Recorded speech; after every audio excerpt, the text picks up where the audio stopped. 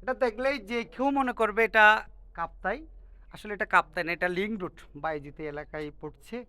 আচ্ছা, আমাদের প্রিয়জনরা কেমন লাগছে আজকে এখানে এসে? আলহামদুলিল্লাহ ভালো লাগছে। এখানে প্রাকৃতিক যে সৌন্দর্য দেখতে পাচ্ছি খুবই ভালো লাগছে। আর আপনারা সবাই যেহেতু আছেন, বন্ধু সহপাঠীরা সবাই পরীক্ষার পর এখানে চলে আসছে, ভালো লাগছে। নাহিদ ভাই, কেমন লাগছে সব মিলে? খুবই ভালো লাগছে, খুবই মনোরম পরিবেশ দেখে মন একদম ফ্রেশ হয়ে গেল।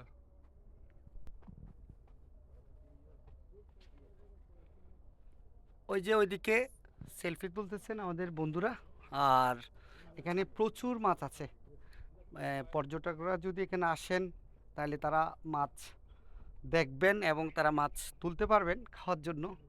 এছাড়া পাহাড়ের যেই সৌন্দর্য, সব কিছুর সমন্বয় এখানে খুবই সুন্দর মনোরম পরিবেশ।